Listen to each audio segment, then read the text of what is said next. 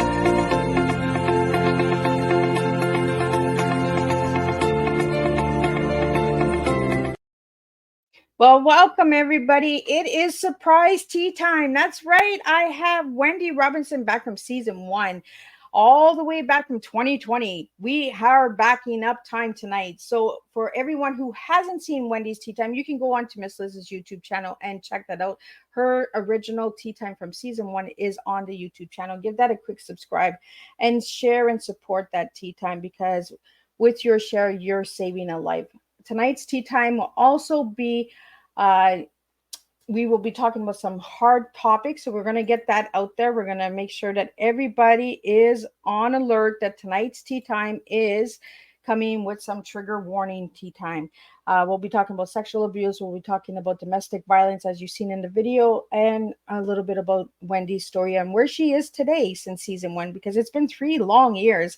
And I am just honored to have my guests back. As you all know, I love when my guests come back and say, Miss Liz, can I come back? And absolutely, this is home for you guys. So I want to let you all know to share and subscribe to the YouTube channel. Check out Miss Liz's website. You'll see all the tea times listed there. And tonight we're going to just open some doors and save some lives, because that's what we're going to do with Wendy's story. And we're also going to talk a little bit about Wendy's mom's story. If you've seen season 1, you remember that we talked about her mom's story and her story as well. So before we get started, let's do the disclaimer and a little bit on who Wendy is, and then we'll get Wendy in here and we'll spill a good strong cup of tea with you all tonight. So the disclaimer for Miss Liz's Tea Time live show. Miss Liz myself is going live using StreamYard. Before leaving a comment, please grant StreamYard permission to see your name at StreamYard.com. Please be advised that the content brought forward for any Tea Time show hosted by myself, Miss Liz, is always brought forward in good faith. However, may bring forth dialogues and opinions that are not representative of my platform. The facts and information are perceived to be accurate at the given time of airing. All Tea Time guests and audience participants are responsible for using their good judgment in taking any action that may relate to the discussion. The content brought forward may include discussions for some where they may be emotionally at risk. It is significant to know that this show is engaging in discussion forums only to offer and inspire awareness and connection, and is not providing therapeutical advice. If you have any questions about the disclaimer or the panelist discussion, you may freely contact me, Miss Liz, through my email at bookingmissliz@gmail.com. Moving forward, should you choose to voluntarily participate in tonight's show in any aspect, I myself, Miss Liz, welcomes you. And should you decide that the show is not made for you at this time, I respect those wishes and will see you at a later date and time. Also, all tea times in 2023 are done on a Thursday, 10, 3, and 7 p.m. Eastern Standard Time. That's right, we do 3 live shows on Thursday. But Mondays and Tuesdays are surprise guests and rescheduled guests. So let me get Wendy in here. But before I get Wendy in here, I just want to give you a little bit on who Wendy is. Wendy is a survivor. She's an advocate, an author, a speaker, and a mother. Don't forget, mothers do make a difference too. So I want to really get that out there. And if your mother is out there and you're missing your mom, call her, because we do have a reason to be here as well. So let me get Wendy in here. Let me get a sip of coffee and let's spill some tea. And I'm not sipping on coffee. What am I doing? I have tea right here. Like, what the heck is going on with me? Coffee's in the morning, Liz. First coffee in the morning. I think what's going on, Wendy, is I'm not used to the Mondays and Tuesdays. I'm just like, okay, Thursday, Thursday, Thursday. So welcome back, Wendy. It is an honor to have you back here. And I want to really thank you for reaching out and saying, hey, Miss Liz, can I come back? Because I always love when my guests say that. Thank you. It's my pleasure. I've been wanting to do it for a while, but life sometimes gets in the way. But don't worry about that. Coffee in the morning and tea at night to give us a relaxing mode. Well, I really want to thank you for joining me because, we have to keep these stories going. We have to keep these teas going. And you asking to come back years later makes me know that I'm doing the right thing here with Tea Time, because we got to keep it alive. We got to keep that flow going, right? We got to keep the mess. Yes. We got to keep it on the floor so that people pay attention, that there's still a lot of changes that need to come. That's so correct. Wendy, I want to start off with how I do all of my tea times this year. So who were you as a little girl and who are you now as a grown woman? As a little girl, I was quite reserved. I was very shy, believe it or not. Very loving child, but because of the lifestyle that I had to grow up in, I became very introverted, very aggressive. Growing up into my teenage years, I ended up being very aggressive, turning to alcohol and drugs, not more than the normal teenager would do in experimenting, but a lot of aggressive behavior because of that. Then I grew up I had my children very young, but with the praise of God, I knew that when I had my first child, that was a sign from God, because I pulled the 360. Then I ended up having 3 children in a row. And I would basically say, having number one, God, my children changed my life. That was the biggest sign from God, a wake-up call that I had. Then I started going to a lot of therapy and changing my life forever. And as I grew more and raised my children and got out of abusive relationships, went to therapy, then I was fully able to realize the reason why I was doing these things, why I acted the way I did as a child, why it wasn't my fault, why I acted the way I did and chose and allowed certain relationships and men come into my life. And then finally, after years of therapy and through life experience, now I can fully be more authentic to myself for who I am and stand up for myself and not accept what I accepted before. So now I've come back to the loving Wendy, the calming Wendy, the person who I was when I was a very young child. I was able to be, but only through all of the hardships and the life experiences that I lived, right? Well, and that's why I always like to get to know the guests as they were little to who they are now, because a lot of what we do when we get adults has to reflect on how our childhood was. Why do we become authors? Why do we become advocates? Why do we become a voice? Because we actually lived it when we were a child and we're like, as an adult, no more, and then when we have our own children, we're like, no, this is not happening. I'm going to be that voice. I'm going to be that one that breaks that cycle. The cycle, correct. So, Wendy, I want to get a little bit into your mom's book before we get into your book. So, I know you have your mom's book there, and I have your mom's book here as well. Yes. So, can you tell us a little bit about your mom's book again for the viewers that might have not seen season 1?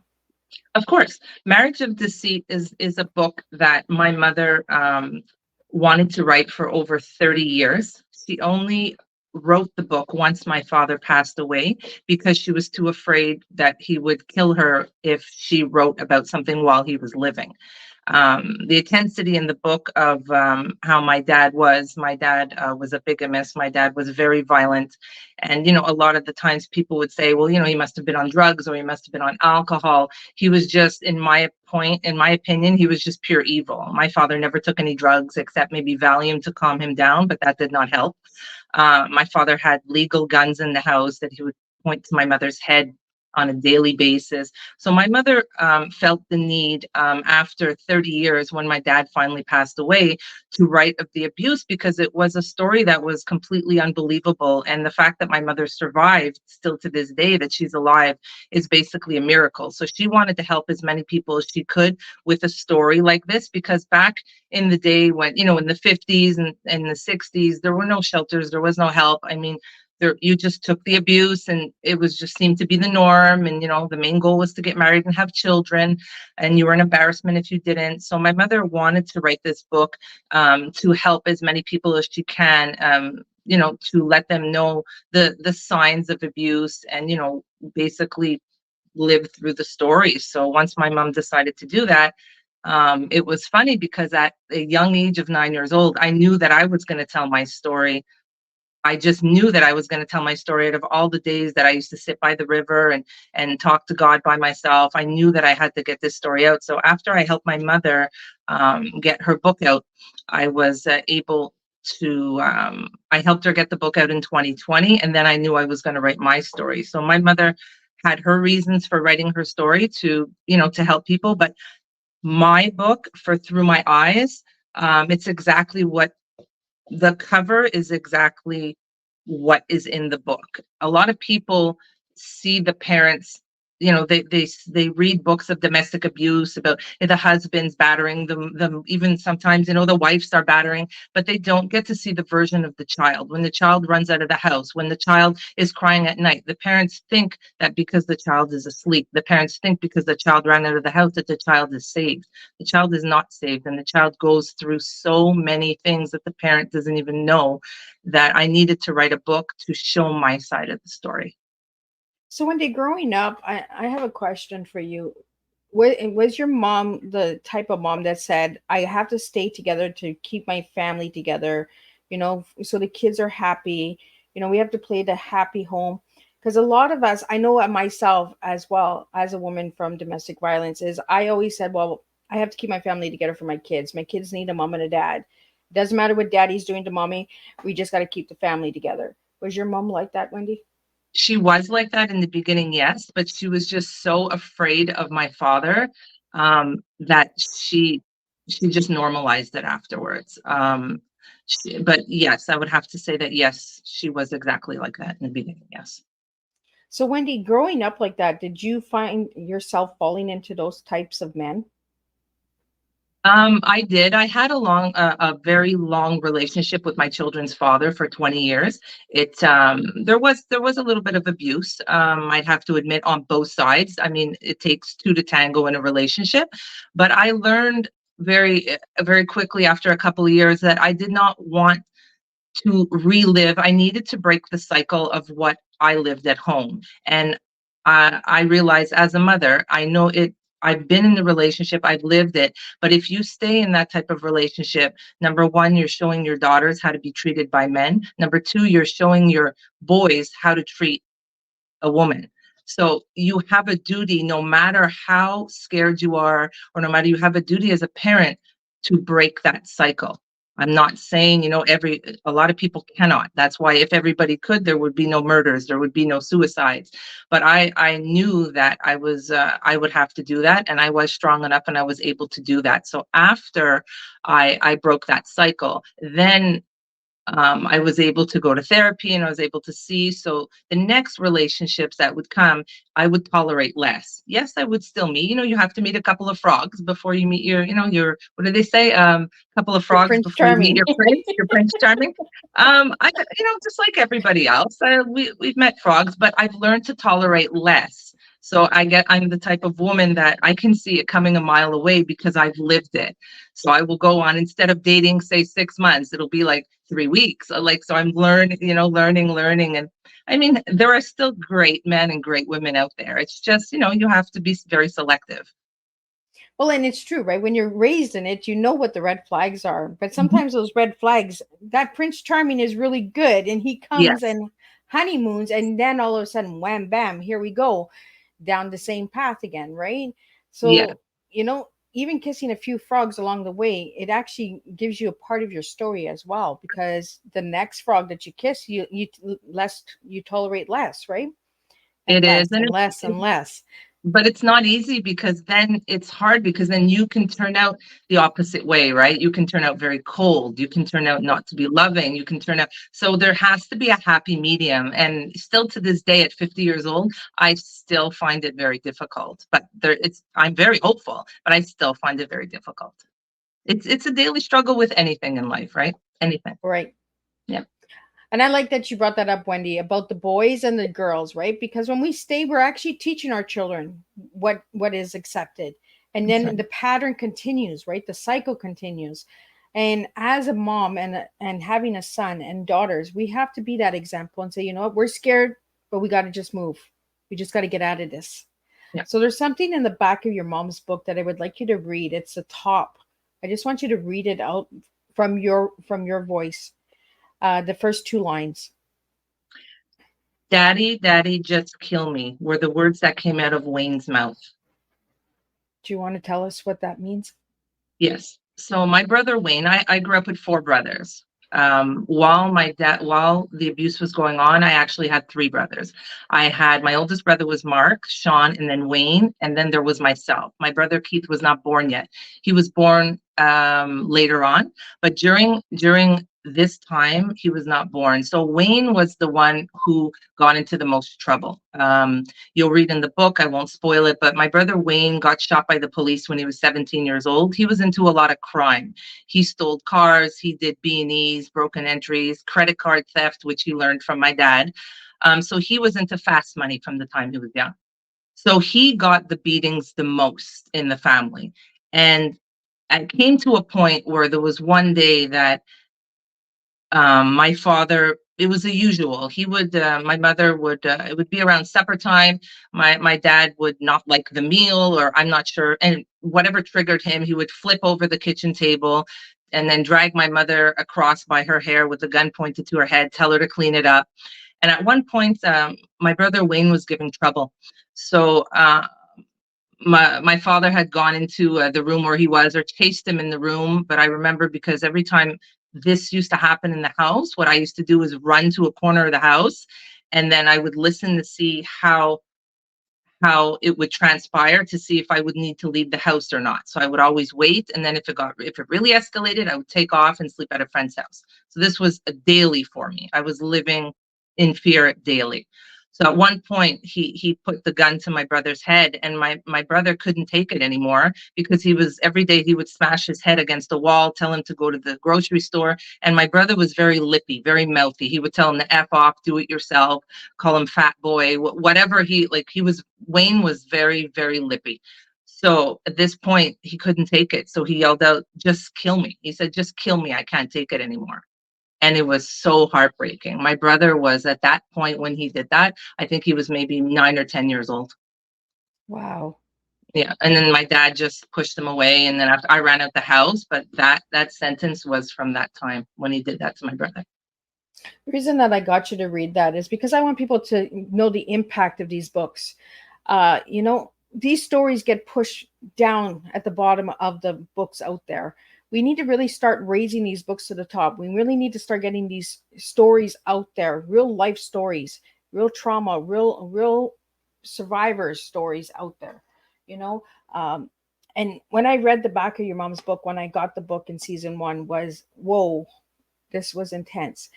And there was something, I believe, in season 1, if I remember right, Wendy, where there was the police that were involved for a hostage situation.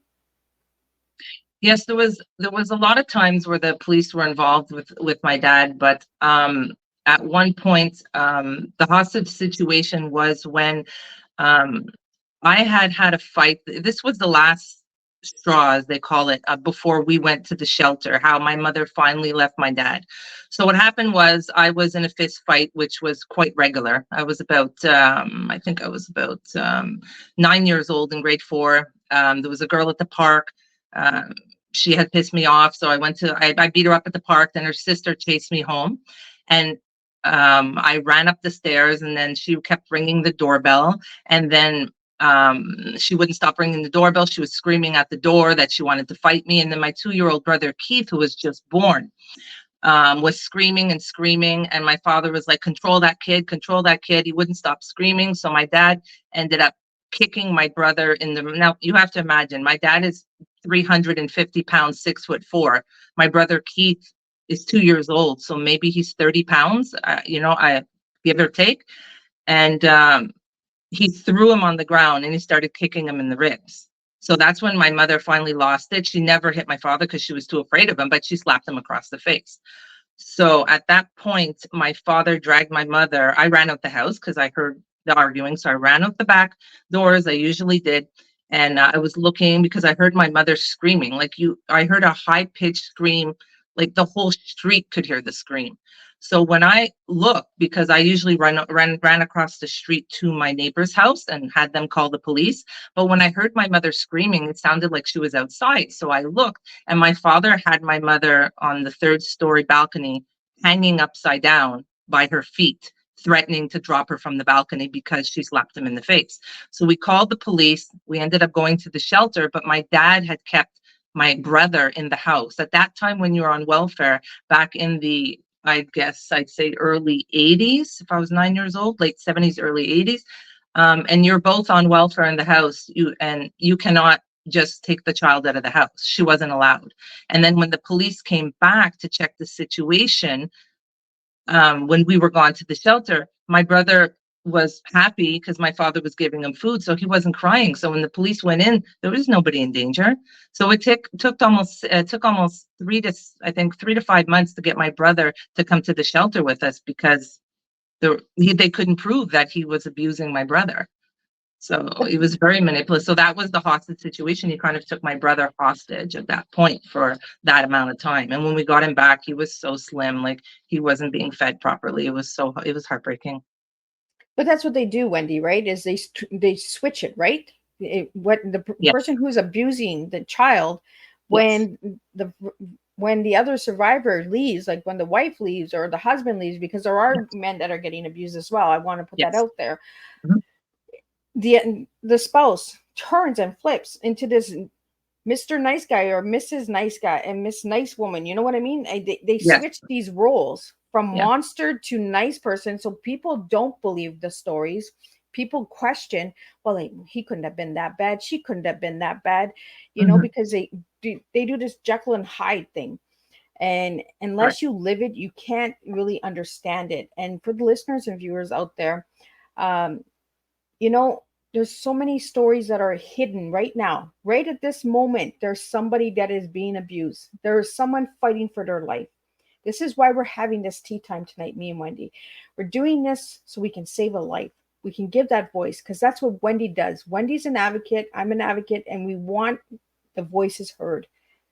But because of the way the justice system works, I want to talk about justice system with you, Wendy, because we have lived it. How do you feel about the justice system? I don't find that they're quick enough. The justice system, I mean, right now I've moved. I have a new chapter in my life and I live in Ontario, so I can only speak for the justice system in Quebec. So that's what I'll speak on now. The justice system in Quebec, I don't find they move fast enough. There's a couple of reasons why they don't move fast enough. First of all, you have to have proof.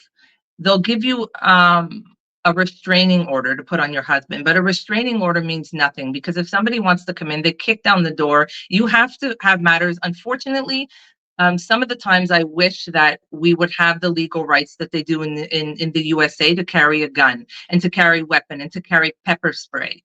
It's illegal to carry pepper spray in Montreal, but you can carry bear spray, which a lot of people don't know. And I'm glad I can put that out there now, because if you are afraid of anybody, bear spray is actually very good to have. It shoots much further than pepper spray and it's legal. Yes, you're not allowed to spray somebody with it, but you can have it stating that you can go, if you're going on camping, but at least it's legal. It's something that you're able to have in Canada. So the justice system also doesn't take a lot of the domestic violence seriously because of the fact that the victims go back. So when you go back 1, 2, 3, 4, 5 times and drop the charges, they don't believe you. But there is one good thing in Quebec that they did do now, which I only realized a couple of years ago because friend of a friend was in a situation. They do not let the woman or the man drop the charges anymore. That's That's good. one good thing. They don't let them do that. So that's a positive thing I'm very happy about. But it's hard because you have no choice sometimes to take matters into your own hands because they're not there quick enough, right? Yeah.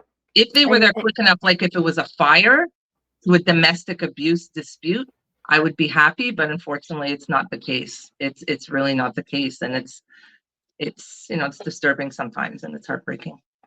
the reason that I asked that question, and for the viewers and listeners out there and the services that are tuning in, there's broken systems. We need to fix the broken systems by listening to the survivors. They're the ones living it. They're the ones that understand how much their life is in danger.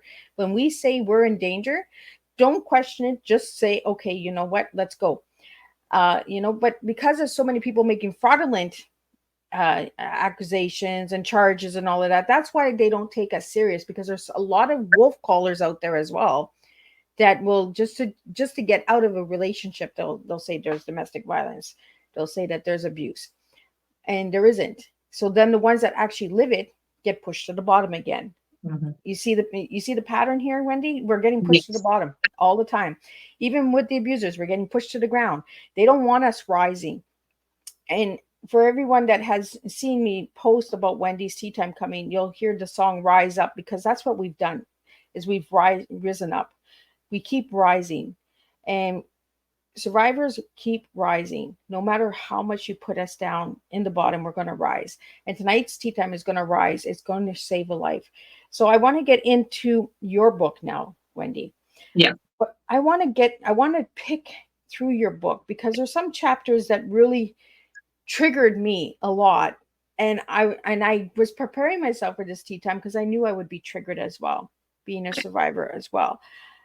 But I know that we need to sometimes be triggered in order to help another. Mhm. So I want to get into your book, how you picked the title, Through My Eyes. I want to do that first. How did you pick that title? Perfect. Through my eyes, I actually knew, like I had mentioned to you, because there were a lot of nights I was on the street since I was about 4 years old. I had a lot of friends. I made sure that I had a lot of friends. I was a street kid. I was into sports a lot my whole life.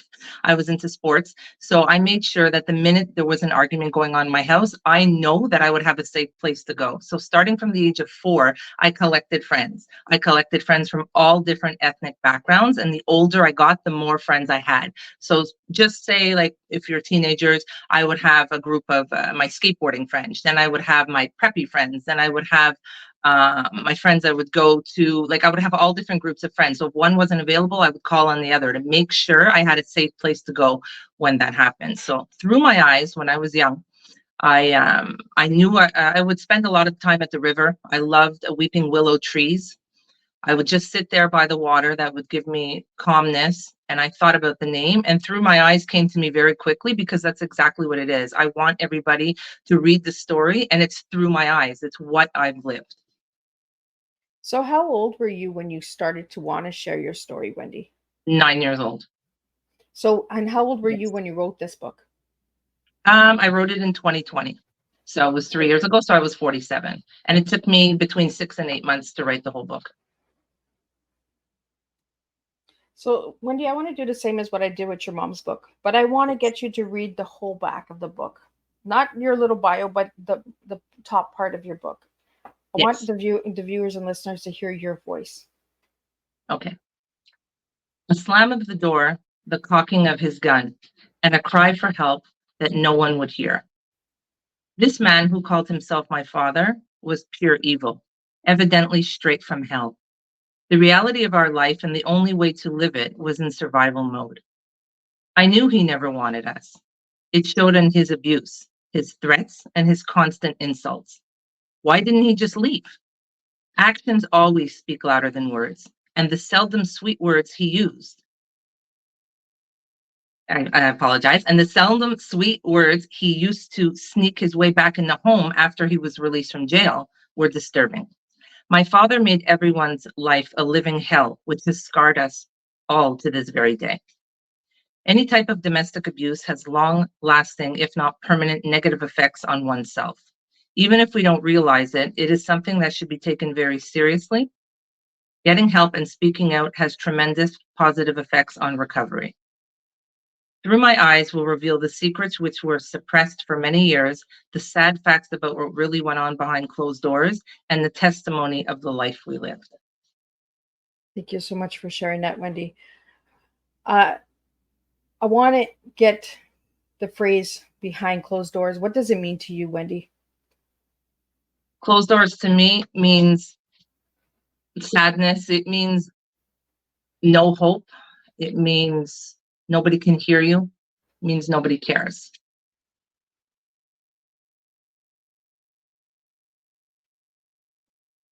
For all the viewers and listeners out there, I know that some of you are sending in questions. I really want to just focus on tonight's conversation. I do see you, and I do appreciate the highs and support and all that. But I really want to focus on getting this story out tonight. I want to help Wendy and her mom get this voice out tonight. So if you're listening and you know someone who might be in a domestic violence situation, please share this tea time with them. Show them that there is hope. Show them that it is possible. They can save their lives. They can get out. There are shelters. There are resources out there. There are services out there, And if you're on a waiting list, keep reaching out to different services. Keep reaching out to other people, because we really need to stop keeping the door closed. The reason why I asked you what doors closed means, because that's exactly how we feel. No one cares. The door is closed. It doesn't matter what's on that door, behind that door. Nobody's listening. So we need to start opening that door. And tonight, that's what I want to do, is I want to push this tea time out. I want everyone to share this tea time. If you're working in a service with domestic violence, share this tea time with your group. If you need Wendy to come and speak and share her books with your group and that, come and reach out to us. We really need to start focusing on getting these doors open. We need to really start making differences in our lives. And this is what this podcast is here for, is to open and save a life. This tea time is not here just to have a conversation. It is to open doors and make a difference. If you check out Miss Liz's platform, it says making a difference. And this is how we make a difference, by hearing people's stories, by hearing why they do what they do. So, Wendy, I read something at the beginning of the book about how you felt about your mom. Mm-hmm. I want to talk about the mom's relationship, how you felt as a little girl growing up in this situation. Did you guys have a close relationship?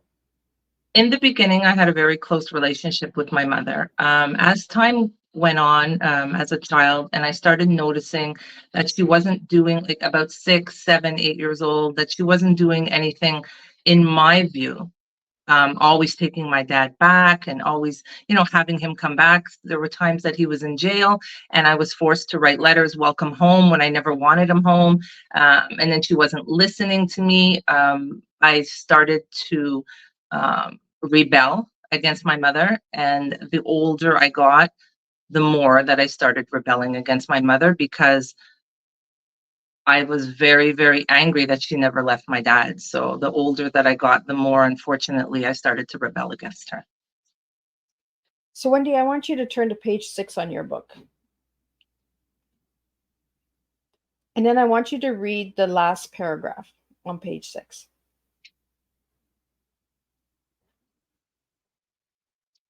Despite what you may have read in the first book, I can't really blame my mother. Young, understand what she went through. I'm going to get you to do it again, because for some reason you popped off and popped in. So I'm not sure what happened there. Oh.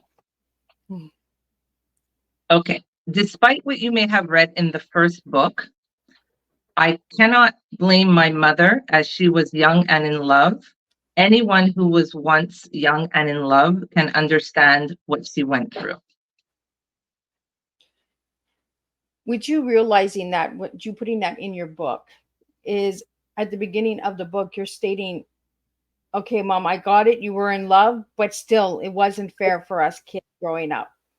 Yes, I understand it now, because I went through the therapy and understand what you went through. But this, I wrote that only because I understand that now as an adult and having gone through everything that I did in the therapy. But back then, absolutely, that was not the case.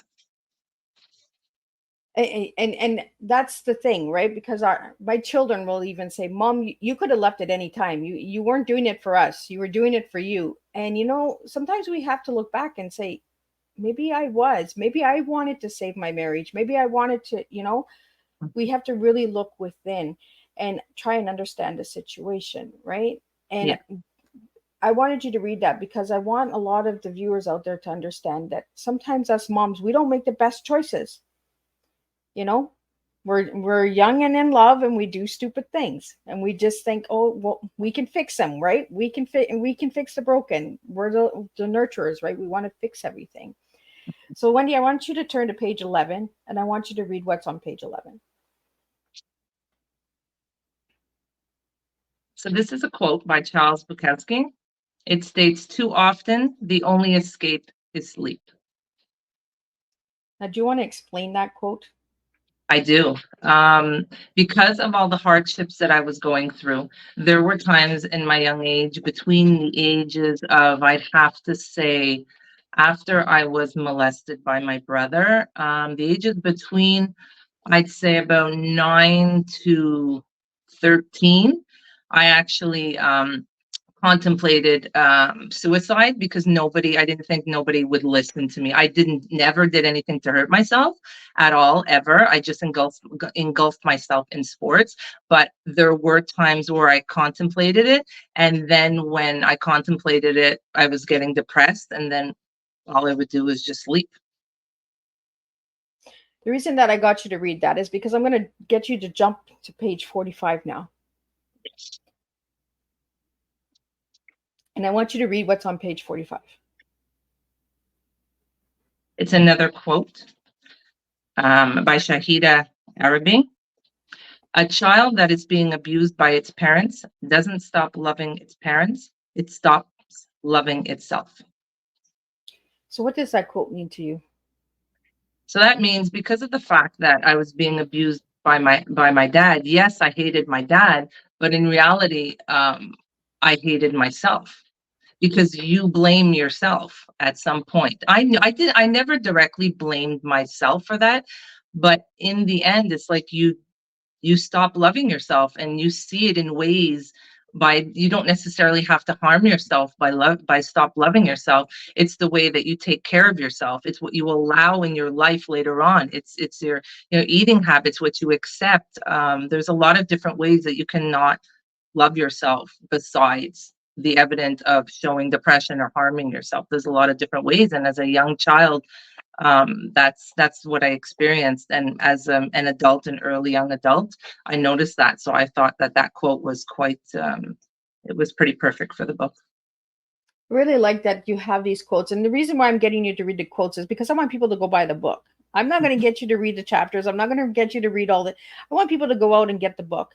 So if anybody wants to grab a book, you can get the book straight from Wendy.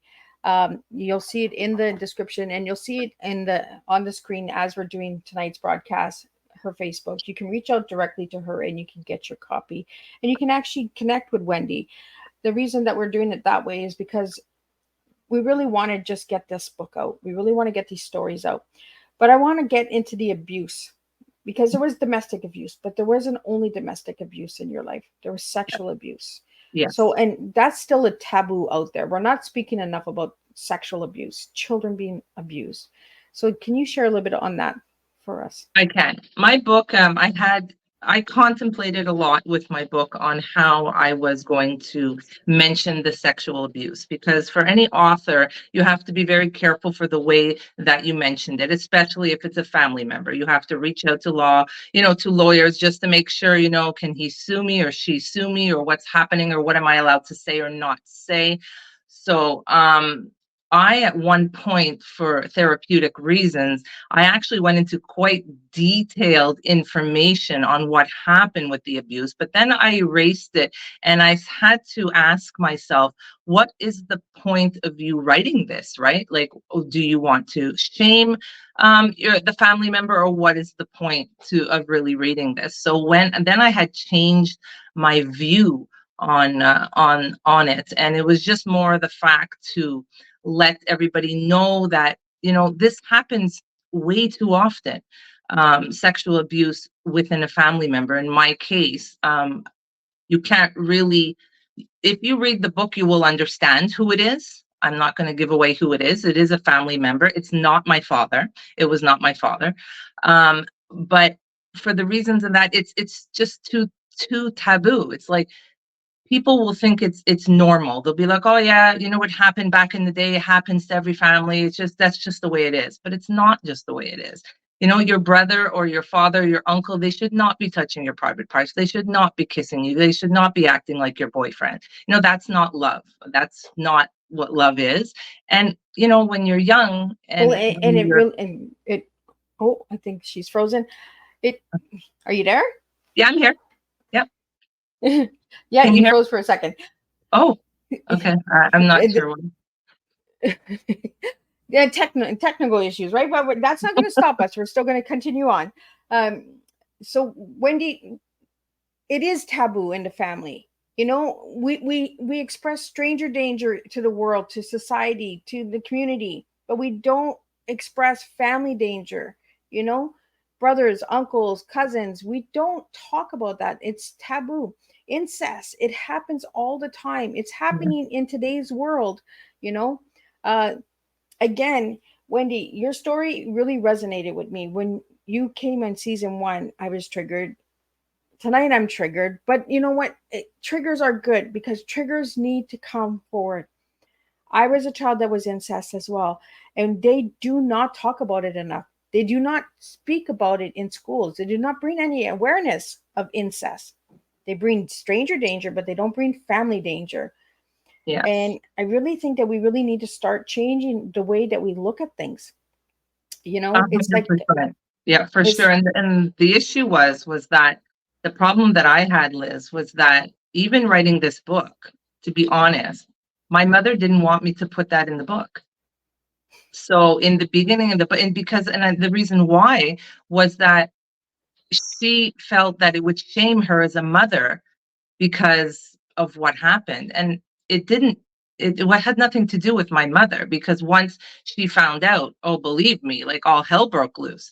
But she absolutely did not want me to put in the book. But this is my story, and I needed to put in the book what happened to me, because if you do not break the silence, it's not, it's going to continue. You have to absolutely, and that's where it gets a little bit difficult, because if the family members, if it's a father or a mother doing it to you, who they're supposed to be the ones that you trust. Who are you going to go to? Right? So it's really hard. The children have to have some type of resources. They have to speak to their friends, their teachers, their coaches. And that's why I always emphasize so loud to speak to anybody. It doesn't matter. Somebody at the grocery store, like, somebody will listen to you, but you have to speak. The more you speak, you have to be vocal and speak about it. It's the only way that you're going to get any help, is if you talk about it. And there will be somebody there to listen. There always is. But you have to open up your mouth and speak, and find the courage within to do it. If it's anger, whatever it is, most probably, you know, everybody has those times where they're scared, but people have their snapping points where they're angry. So try and find that anger to be able to speak about it, that bravery or something that's in all of us, to be able to talk about it, right? So it was pretty difficult. My mother didn't want me to write that. She actually cried when she first read my book. I told her that I was writing about it. And then she was actually very happy that I was, you know, and because it gave her an awareness too. She said, I never knew that you went through all that, Wendy. I thought because you ran out of the house, you were saved. But I told her, Mom, I didn't want to be in the house. I never wanted to be there. And it traumatized my whole life because of that. So it actually was, you know, it was, for my mother, it was an eye-opening experience too, on how her child felt. She never knew, right? I never meant to harm my mother in any way by writing this book. I just needed to tell my story, to educate others and give them hope, and show them that there is a life after abuse. There definitely is 100% a light at that end of the tunnel. well, and that's the thing. As moms, we seem to want to hide a lot, right? We only want partial, half a story out. Well, we can't heal on half a story. We have to tell the whole story. And sometimes we have to write the hard stuff You should Yeah. have just treated us nicer and you would have got a nicer story. But it didn't happen that way. And that was your story, Wendy, to tell. And I'm so glad that you put it in the book because we really need awareness on incest. Um, we don't even hear the word anymore. You know, I know. people don't even say it. It's that, I know. shh, you know, there's no shushing. Like it happens every day, guys. Right now, at this moment, you know, we really got to get serious about abuse. It's not just when a movie comes out or just when a book is written or when a story comes, you know, or a speaker comes to the stage. It's happening every day. I You know want what my I'm viewers and finding? listeners to understand that. Like it's every Mhm. day, right, Wendy? It really is. And what I'm finding more and more, I don't know, maybe you're finding the same thing, but I find that a lot of people are normalizing it. Like, oh yeah, it happened to me. And you know, especially I find a lot of male figures, oh, it happened to me, it's just the way it was. Yes, my aunt did it back then, and you know, they did it in the family, or a lot of Caribbean families, oh yes, like my aunt or the family, and it's just like a normal thing. And then you grow up and you're in these trauma bonding relationships, and then it's like you realize that, you know, your partner's not emotionally available, and it's like, why, you know? And then when you try and dig, and there, you know, it's a vicious cycle that hopefully can be broken. Right? And this is what we really need to do is stop normalizing Yeah. trauma, stop normalizing abuse, you know, and your story matters. Everyone's story matters. Everyone goes through something similar, but not the same pain. Hmm. Everyone has a story out there. Everyone can make a difference when we start using our voices for a change, not to come and attack. Because a lot of people will say, oh, well, you wrote your story just to hurt this person, or you wrote your story to hurt that person, or, you know, a lot of people don't write stories to hurt people. They actually write to heal. Is that what you did, Wendy? 100%. That's what I did. And I have a lot when I had sold, so like I had moved, like I mentioned, now I'm on a new journey. I'm in Ontario now, but with Le Parado, the shelter that I was supporting in Montreal, I say I raised over $10,000 for them. But I possibly could have raised an extra easy $5,000 to $8,000 more. But I had a lot of people come to me and say, I can't buy the book. It's too triggering. I can't, because they haven't healed in their trauma, right? I support you, but I can't buy the book. So there's still a lot of people who have not healed, you know, and it breaks my heart. But there's so many people who've read my book on Facebook. The name of the book, Through My Eyes and Marriage of Deceit. I have a Facebook page just for the books, and you can go on there and see all the reviews.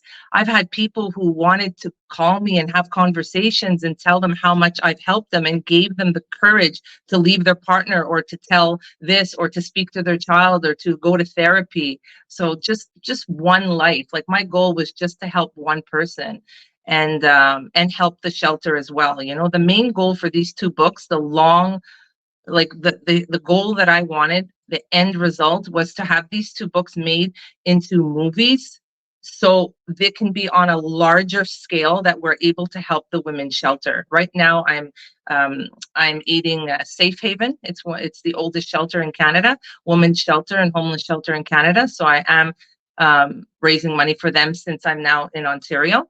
But that's always been the main goal, to get it on a larger scale, so I'm able to help more people. And I think that's how I don't make money from the books, like from the ebooks, like the way I have to print the books. It's not about that. It never was. I mean, the amount of books that I've donated and give away, it's just to be able to help someone. Like the job, I'm still in transportation. I work for Mazda Canada, customer service, helping people. That's my nature. That's who I am. I'll do that for the rest of my life. well, Wendy, and that's the thing, right? People that think that people get rich writing books, you don't. Write a book and you'll see for yourself. You do not make money writing books. Yeah. There's Just so to much that you publish it have to costs thousands. invest. Yeah, just to publish it costs thousands. So no, it's not. Yeah. But it's so So, liberating to be able to tell your story and to be able to be heard, right? It's like nothing else in this world. So V. Bruce, I'll share your comment if you're okay with sharing it. I won't put it up until you tell me that you're okay. Just put okay in the comment section, and then I will share the comment that you put about your uncle. But if you're not okay, I will not put it up. I do want to respect anybody that is out there that is a survivor of any form of abuse out there. Um, and I really want to thank the viewers and listeners for tuning in tonight, and just giving the feedback and saying, what, Miss Liz, keep pushing, keep pushing. When my viewers tell me to keep pushing, it's because they know that I'm gonna dig deep and I'm gonna go raw and that. So I'm just gonna share what V Bruce has shared here in the comment section with you, Wendy. He wrote, I had an uncle that tried to abuse me. After abusing my sister, he said I'll be the daddy, you be the mommy. And he said, thank God I said no. There's so much sickness in family that we do not speak about. There is so many broken families out there that hide in a shame, and because of society saying, what, it's your family member, just let it go. It's just your uncle, it's just your cousin, they were Mhm. just being friendly with you, they just Mhm. wanted to give you Mhm. love. you Yeah. know Yeah. that's how we love in this house. There's so many of those Oh, things yeah. out there. Yeah. And I really want to thank you, Wendy, for bringing your story to the table, and still saying, hear my story, hear my voice. You know, um, Wendy, I wanna do a little wrap up with you, and I want to lighten it up before we close it because we have talked about a lot of heavy stuff tonight. So we're going Perfect. to get into a little bit, but before we wrap up, I just want you to read what's on 186. Okay. Ready.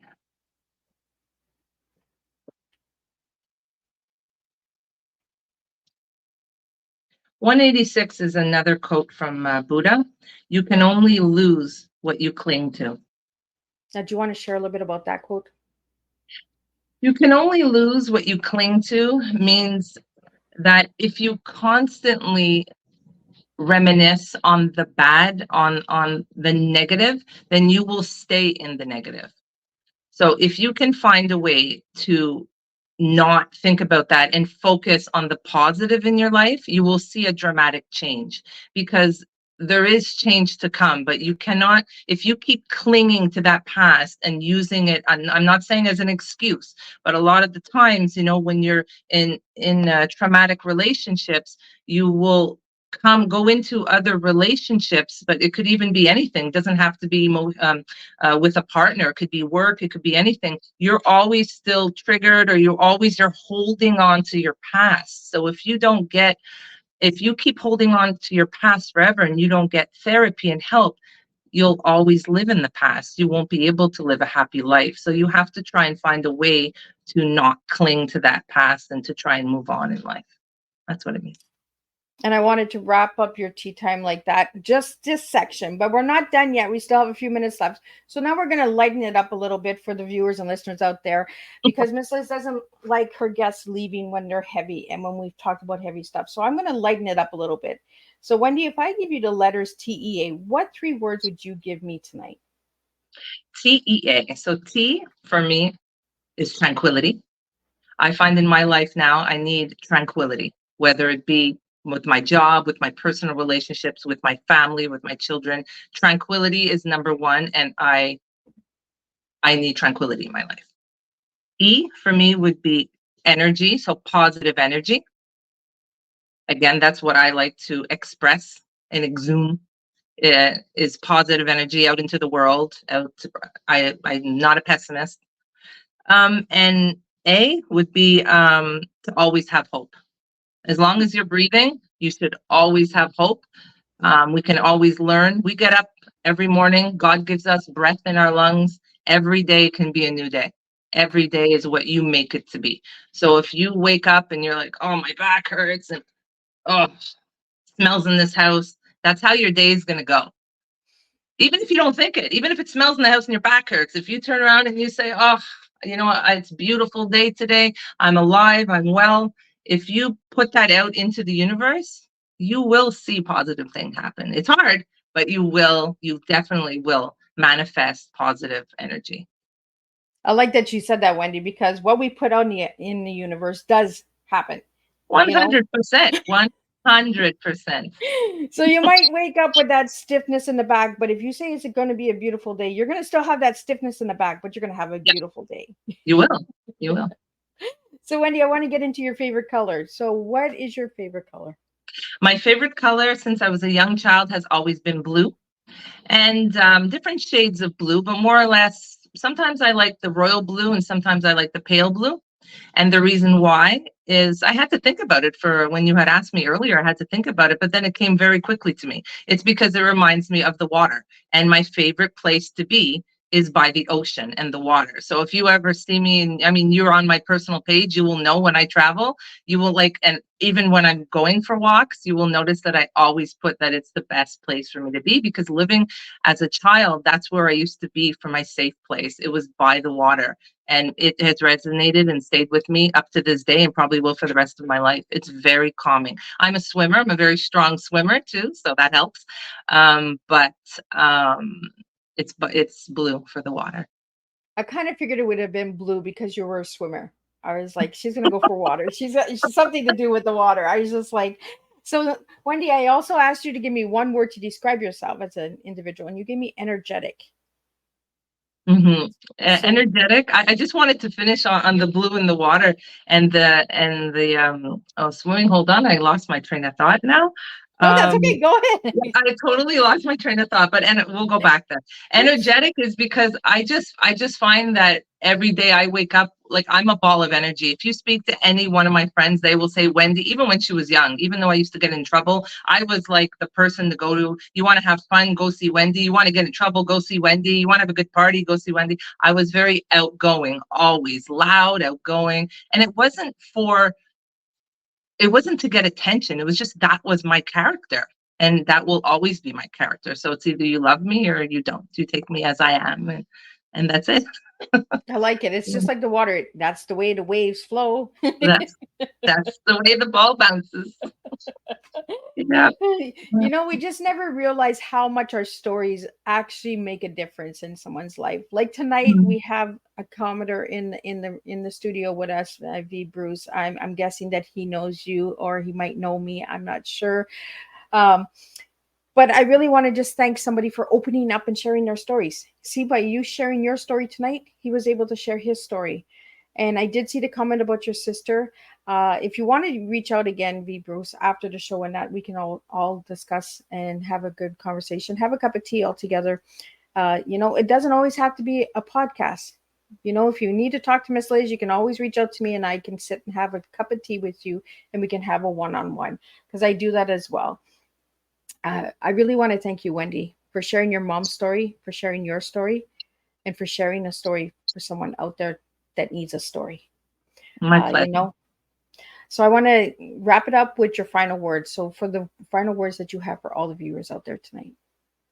I just want to thank you for bringing me on the show tonight to be able to give the updates of what's happening now in my life. As I mentioned, I moved to Ontario, so I am looking for different companies to collaborate with, like more schools, maybe universities, group homes, different types of shelters, to be able to get the books out to those in need, so they can read them and maybe get some type of confidence, or just in general to educate on this crucial subject. So I'm very, very grateful, and I just wanted to let everybody know that it doesn't matter, as long as you're living, it doesn't matter how. We are all broken. Everybody will say, oh, you're broken, you're broken. Everybody is broken, and it doesn't matter if you're broken. You are living, you are human, you deserve to be loved, you deserve happiness and tranquility in your life. So as long as you are breathing, there's always room for change and for you to better yourself. We all make mistakes. We still do. We're human. That's what human is. So I just want to let everybody know that, I never considered myself an author. People keep asking me, are you going to write another book? You're going to write this, you're going to write that. And how easy it came to me. Who knows? I may not. I'm not too sure, but my focus is really, really to try and get these books out so I can help as many people as possible while helping the shelters, because each book I donate, whether it be the ebook or whether it be the soft covers, I'm donating $5 a book to the women's shelter. So we're able to help them, right? So, and I'm very open to collaborate, not just with Street Haven. I'm very open to collaborate with many different communities, and I will still do the same $5 a book to any community or any company or, you know, that comes and would like to collaborate with me. I still do the same thing. It doesn't matter where you live. Well, thank you so much, Wendy. And it was a pleasure to see you after all these years. I know. You know, it's great. always nice to catch up with my guests after a couple of years. And it's been 3 long years. For anybody who would like to know more about these tea times, check out Miss Liz's YouTube channel or my website at www.misslizsteatimes. I will be back tomorrow for a second rescheduled tea time, this time with Jacqueline Wales from Scotland. And we'll be talking about Fearless. So we got some personal transformations going on this week. And then we'll be back on Thursday with 3 tea times, all from the United States. We have John Callis coming in. Then we have Radavia Rome coming in, and then we have Bob Brill coming.